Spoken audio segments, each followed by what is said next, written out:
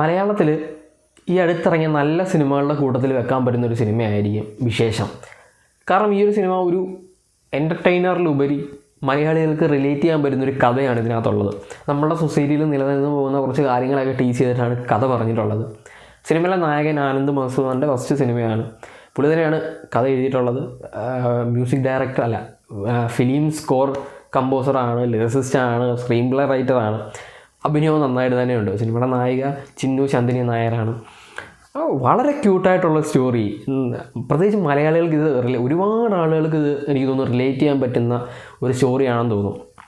അതായത് ഇപ്പം നമ്മൾ പറയുന്ന ഐഡിയൽ മാരേജ് ഏജ് ഉണ്ടല്ലോ, കല്യാണം കഴിക്കാനുള്ള ഒരു ഏജ്, അത് കഴിഞ്ഞ് കല്യാണം കഴിക്കുന്ന രണ്ടുപേരുടെയും രണ്ടാമത്തെ കല്യാണമാണ്. അപ്പം നായികയുടെ നോക്കുകയാണെങ്കിൽ സജിത ഒരു പോലീസുകാരിയാണ്.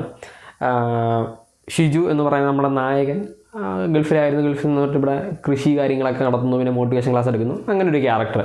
അപ്പം ഷിജുവിൻ്റെ കാര്യം നോക്കുകയാണെങ്കിൽ ഷിജു കല്യാണം കഴിയുന്ന അന്ന് പെണ്ണ് വിളിച്ചോടി പോകുന്നു, കല്യാണ മണ്ഡപത്തിൽ നിന്ന് വിളിച്ചോടി പോകുന്നു. സജിതയുടെ കേസ് നോക്കുകയാണെന്നുണ്ടെങ്കിൽ സജിതയെ ഒരു കല്യാണം നേരെ പോകാതെ, അതായത് അബ്യൂസൊക്കെ കാരണം ഡിവോഴ്സ് ആവുന്നു. അങ്ങനെ രണ്ടുപേരും സെക്കൻഡ് മാരേജ്, ഇവർ രണ്ടുപേരും ഒഫീഷ്യലി പെണ്ണ് കണ്ട് ഒരു അറേഞ്ച്ഡ് മാരേജ് സെറ്റപ്പിൽ കല്യാണം കഴിക്കുന്നു. ഇവർ ഭയങ്കര ഹാപ്പി ആയിട്ട് പോകുന്നു. പ്രശ്നങ്ങൾ തുടങ്ങുന്നത് കല്യാണം കഴിഞ്ഞിട്ട് 3 വർഷങ്ങളൊക്കെ കഴിയുമ്പോഴാണ്. അതായത് ആളുകൾ ചോദിച്ചു തുടങ്ങുന്നു, കല്യാണം കഴിഞ്ഞില്ലേ, കുട്ടികളൊന്നും ആയില്ലേ, വിശേഷമായില്ലേ, ആർക്കാണ് കുഴപ്പം, ഹോസ്പിറ്റലിൽ കാണിച്ചില്ലേ എന്നുള്ളത്. അതായത് നമ്മുടെ സമൂഹത്തിൽ ഇപ്പോഴും ആളുകൾ പറയുന്നൊരു കാര്യമുണ്ട്, ഒരു ഫാമിലി കംപ്ലീറ്റ് ആവണമെങ്കിൽ അത് കുട്ടികളുണ്ടായെങ്കിലേ പറ്റുള്ളൂ, കുട്ടികളിലാണത് കംപ്ലീറ്റ് ആകുന്നതെന്നൊരു ടോക്ക് പൊതുവേ ഉള്ളത് നമ്മൾ കേൾക്കുന്നതാണ്. ഇപ്പം 6 കല്യാണം കഴിഞ്ഞാൽ 1 മാസം കഴിയുമ്പം അവർ കാണുന്ന സമയത്ത് വിശേഷമൊന്നും ആയില്ലേ, ഒരു 6 മാസം കഴിഞ്ഞ് കഴിഞ്ഞാൽ എന്തെങ്കിലും പ്രശ്നമുണ്ടോ, ഹോസ്പിറ്റലിൽ കാണിച്ചോ. ഇതൊരു കാഷ്വൽ ടോക്കായിട്ടാണ്. പ്രത്യേകിച്ച് ഇത് ആരും ഇതിൽ ഒഫൻഡഡ് ആകുന്നില്ല എന്നുള്ളതാണ് ഏറ്റവും വലിയ സത്യം. ആരും ഒഫൻഡഡ് ആയി കഴിഞ്ഞാൽ അവർക്ക് ഇതാണെന്നൊക്കെ പറയുകയും ചെയ്യും. ആക്ച്വലി മറ്റുള്ളവരുടെ പേഴ്സണൽ ലൈഫിലേക്ക് കയറി ചൊറിയുന്നൊരു സ്വഭാവമാണ് കാണിക്കുന്നത്. അപ്പം ഇവരെയും ഇതേപോലെ തന്നെ ഇവർക്ക് ആദ്യം ഇങ്ങനെ ഒരു പ്രശ്നങ്ങളൊന്നും ഇല്ലായിരുന്നു. കുറച്ച് കഴിഞ്ഞ് ഈ ആളുകൾ ചോദിച്ചു തുടങ്ങുമ്പോൾ ഇവരും ഇതിൽ ഭയങ്കരമായിട്ട് ടെൻസ്ഡായിട്ട് ഹോസ്പിറ്റലിൽ കാണിക്കുന്ന സമയത്ത് നമ്മളുടെ സജിതയ്ക്ക് PCOD ഉണ്ട്, അതുകൊണ്ട് അങ്ങനെ കുറച്ച് പ്രശ്നങ്ങൾ പറയുന്നു. കുട്ടികളുണ്ടാവാനുള്ള പോസിബിലിറ്റിയെ പറ്റിയിട്ട് ഇങ്ങനെ ചർച്ച ചെയ്ത് പോകുന്നു. ഒരു ടെസ്റ്റൊക്കെ ചെയ്യുന്നു. അതിനിടയ്ക്ക് ഹോസ്പിറ്റലിലെ ബില്ല് അങ്ങനെ ഭയങ്കര ഹ്യൂജ് എമൗണ്ട്. അതായത് ഈ അഡ്വർടൈസ്മെൻറ്റ് ബിസിനസ് ഉണ്ട്, ഈ കുട്ടികളെ വെച്ചിട്ടുള്ള ബിസിനസ് ഉണ്ട്. അതായത് പ്രഗ്നൻ്റ് ആവാത്തവരെ വെച്ചിട്ടുള്ള കുറേ ബിസിനസ് കാര്യങ്ങളൊക്കെ ഉണ്ട്. അതൊക്കെ ചെറുതായിട്ട് പറഞ്ഞു പോകുന്നു. അങ്ങനെ പോകുന്നത് ഇവരുടെ ലൈഫിൽ അതുകൊണ്ടുണ്ടാകുന്ന കുറച്ച് വലിയ പ്രശ്നങ്ങളും കാര്യങ്ങളും, ഇവർക്കുണ്ടാകുന്ന ഡിപ്രസ്സിങ് സ്റ്റേജുകളൊക്കെയാണ് ഈ ഒരു സിനിമയിൽ കാണിക്കുന്നത്. അത് വളരെ വളരെ നന്നായിട്ട് തന്നെ കാണിച്ചിട്ടുണ്ട്. നമുക്ക് നമ്മളുടെ അപ്പുറത്തെ വീട്ടിലെ ആരെയൊക്കെയോ നമുക്കത് ഫീൽ ചെയ്യും എന്നുള്ളതാണ്.